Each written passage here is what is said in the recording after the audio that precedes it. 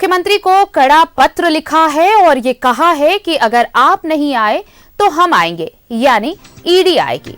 आप सीएम हैं लेकिन कानून से ऊपर नहीं, आपको बयान दर्ज कराना ही होगा और अगर हम आए तो विधि व्यवस्था बनाए रखना आपकी ही जिम्मेवारी होगी। भविष्य में विधि व्यवस्था को लेकर संकट ना हो, इसके लिए मुख्य सचिव और डीजीपी को निर्देश दें। ईडी ने पत्र में विजय मदन लाल चौधरी समेत सुप्रीम कोर्ट के अन्य फैसले का हवाला भी दिया है। रांची में जमीन घोटाले की जांच कर रही ईडी सीएम का बयान दर्ज कराने के लिए उन्हें 16 से 20 जनवरी तक का समय दिया है ईडी ने। और अब ये बातें सामने आ रही हैं कि अगर आप नहीं पहुंचे तो हम पहुंचेंगे। 16 से 20 जनवरी तक यानी 5 दिनों का समय दिया गया है। इन 5 दिनों में 2 दिनों के अंदर उन्हें बयान दर्ज कराने के लिए समय और जगह बताने को कहा गया है। साथ ही ये चेतावनी भी दी गई है कि अगर वो बयान दर्ज कराने नहीं आए तो ईडी खुद उनके पास पहुंचेगा। प्रवर्तन निदेशालय ने मुख्यमंत्री को भेजे गए पत्र को समन समझने को कहा है। बाकायदा जो पत्र भेजा गया है उसे ये कहा गया है कि आप इसे समन समझे और अगर आप नहीं आते हैं तो वो उन तक आएंगे। आपको बताते हैं, एक सिलसिलेवार आपको एक जानकारी दे दे कि अब तक जिस पत्र को समन समझने की बात कही जा रही है, अगर हम उसे समन समझे तो ये 8वां समन है ईडी का। पहला समन 14 अगस्त को, दूसरा समन 24 अगस्त को, तीसरा 9 सितंबर, चौथा 23 सितंबर और उसके बाद देखिए फिर 4 तारीख, फिर 12 तारीख, फिर 29 तारीख, 29 दिसंबर को भी कहा गया था इन्हें, लेकिन उसके बाद जब वो नहीं पहुंचे तो अब कल एक पत्र भेजा गया है जिसमें 16 से 20 जनवरी तक का वक्त दिया गया है और ये कहा गया है कि उन्हें आना होगा, अगर वो नहीं पहुंचे तो वो आएंगे। और उसके बाद विधि व्यवस्था की जो बात कही जा रही है, विधि व्यवस्था को लेकर अगर कोई इशू होता है तो ये जिम्मेवारी आपकी होगी, हमारी नहीं होगी। आप मुख्य सचिव और डीजीपी को ये निर्देश दें कि राज्य में विधि व्यवस्था बनाए रखा जाए। हालांकि आपको बता दें कि इस पत्र में यह कहा गया है कि कानून सभी के लिए बराबर है। मुख्यमंत्री हैं, इसका यह कतई मतलब नहीं कि आप कानून से ऊपर हैं। ईडी द्वारा भेजा गया समन कानून सम्मत है, इसका अनुपालन करते हुए अपना बयान आपको दर्ज कराना ही होगा। और आपको बता दें कि ईडी पर दुर्भावना से प्रेरित होकर काम करने का आरोप लगाया गया था और ये इसके बाद अब देखिए लगातार ये 8वां समन भेजा गया।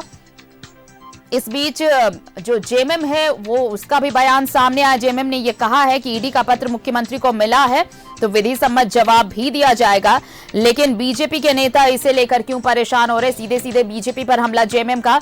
लेकिन दूसरी तरफ देखिए 16 से 20 जनवरी के बीच बयान दर्ज कराने का समय दिया है ईडी ने। 2 दिनों में इन्हें समय, इस बीच 2 दिनों के अंदर उन्हें बयान अपना दर्ज कराना होगा और ये कहा गया है कि अगर आप नहीं पहुंचे तो वो आएंगे, यानी कि अगर वो नहीं आ सकते तो आप दिन, तारीख, जगह आप तय करिए, वो पहुंचेंगे। अगर नहीं कर सकते फिर भी अगर आप नहीं आते हैं तो ईडी की टीम वहां पहुंचेगी पूछताछ के लिए, लेकिन अब आना होगा क्योंकि ये कहा गया है, सुप्रीम कोर्ट के कई फैसले का हवाला दिया गया है और ये कहा गया है कि कानून से ऊपर कोई भी नहीं, मुख्यमंत्री भी नहीं।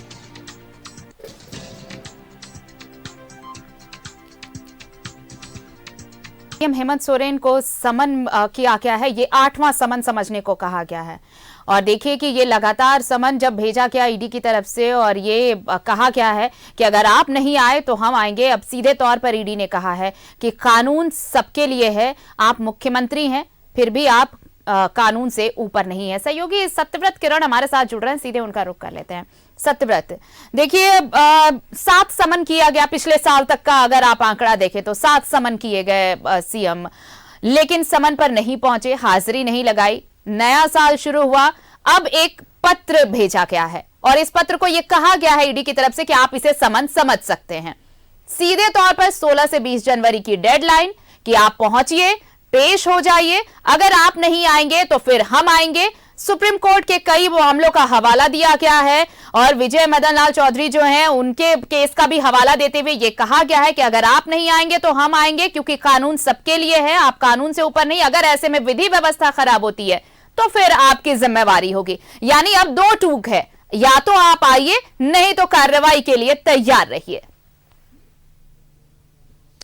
देखिए, बिल्कुल सही कहा आरती आपने। और आपको याद होगा कि जब ईडी कार्यालय के द्वारा मुख्यमंत्री हेमंत सोरेन को 7वां समन भेजा गया था, उस समय यह बताया जा रहा था कि हो सकता है यह 7वां समन जो है वो अंतिम समन होगा। और उस समन में भी कड़े शब्दों में मुख्यमंत्री को यह कहा गया था कि अगर उन्हें ईडी कार्यालय आने में कोई दिक्कत हो रही है तो वो ईडी के अधिकारियों को ही बता दे कि ईडी के अधिकारी कहां आकर मुख्यमंत्री से पूछताछ कर सकते हैं।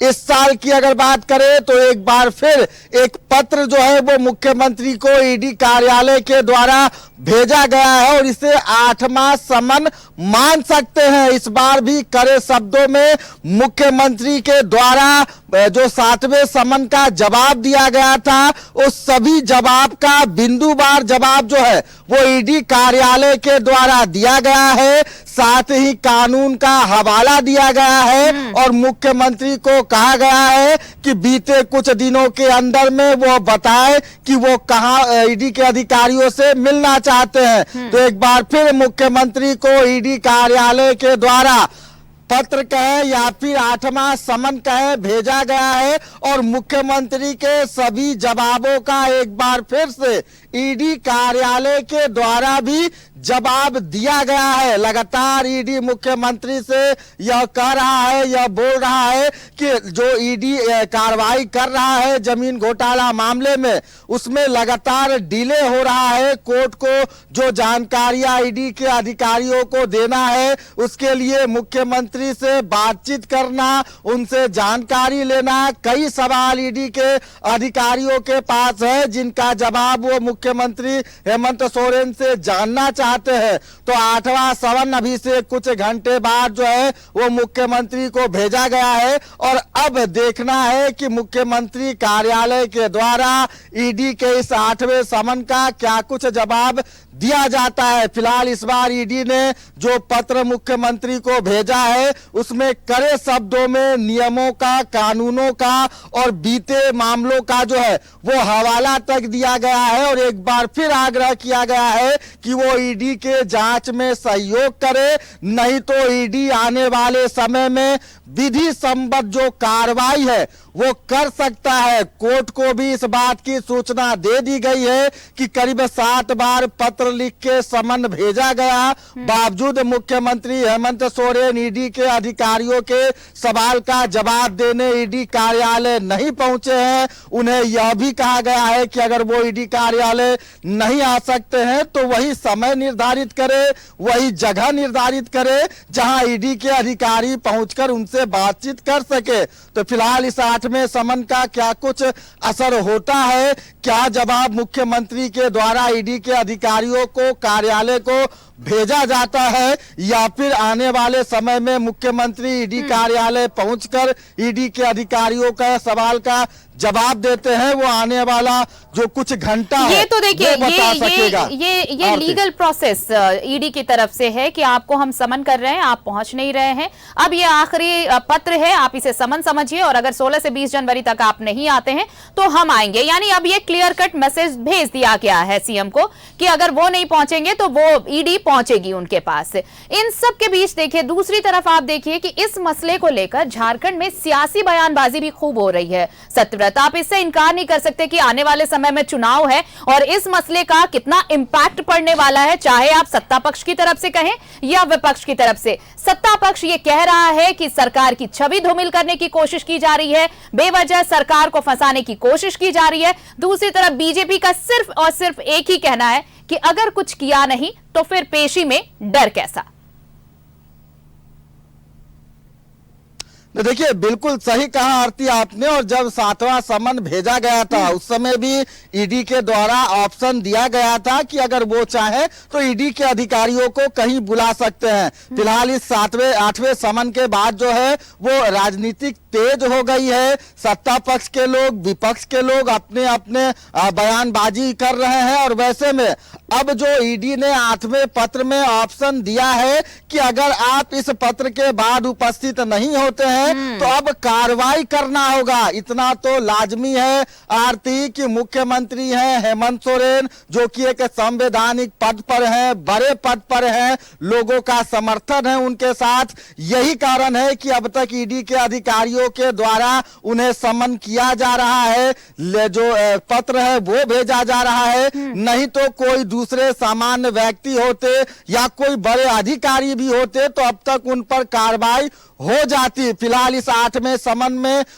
ईडी कार्यालय के द्वारा मुख्यमंत्री को यही बताने की कोशिश की गई है कि लगातार आपको समन किया जा रहा है क्योंकि आप एक बड़े पद पर है, संवैधानिक पद पर है। और सत्यव्रत देखिए ये संदेश कितना, मतलब आप कहें जो क्लियर कट मैसेज की बात कही जा रही है उसे आप इस तरह से भी समझ सकते हैं कि ये साफ तौर पर कहा गया है कि विधि व्यवस्था की जवाबदेही आपकी होगी। आप मुख्य सचिव को, डीजीपी को कहें कि विधि व्यवस्था का जिम्मा पूरी तरह संभाले, क्योंकि अब ईडी कोई सवाल ऐसे नहीं करना चाहती।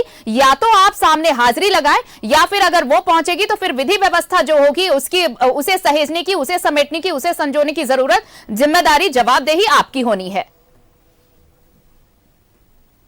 बिल्कुल, और शायद यही कारण है कि अब तक ईडी के जो अधिकारी है वो कोई ठोस कदम नहीं उठा पा रहे हैं। लगातार पत्र के माध्यम से आग्रह की जा रही है मुख्यमंत्री हेमंत सोरेन के कार्यालय के द्वारा, जो भी ईडी के सवालों का जवाब दिया जा रहा है, ईडी अपना पक्ष रख रहा है। लगातार ईडी को लग रहा है कि अगर मुख्यमंत्री या फिर किसी भी तरह की कोई अनहोनी अप्रिय होती है तो राज्य में जो स्थितियां हैं, चाहे वो राजनीतिक स्थितियां हो, कानून व्यवस्था हो, कई तरह की समस्याएं उत्पन्न हो सकती है। यही कारण है कि ईडी बार बार फूक फूक कर कदम रख रहा है। लगातार सम्मन पर सम्मन, जो संवैधानिक तरीका है, प्रक्रिया है, उसे अपना रहा है। लेकिन इस बार के पत्र में जिसे 8वां समन बताया जा रहा है, यह साफ कर दिया गया है ईडी के अधिकारियों के द्वारा कि अगर 20 तारीख तक वो ईडी के सवालों का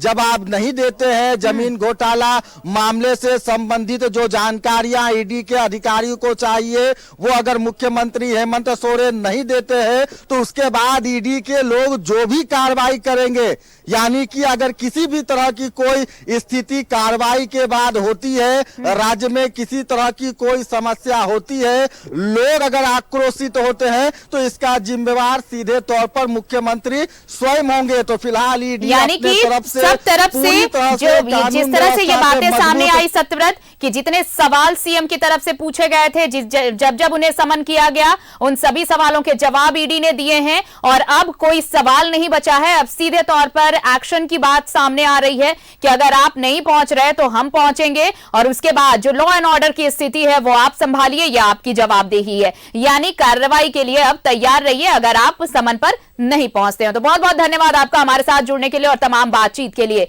तो ईडी ने सुप्रीम कोर्ट के कई फैसलों का भी हवाला दिया है और यह कहा है कि अगर सीएम से यह कहा है पत्र भेज करके अगर आप नहीं आ सकते तो हम आएंगे।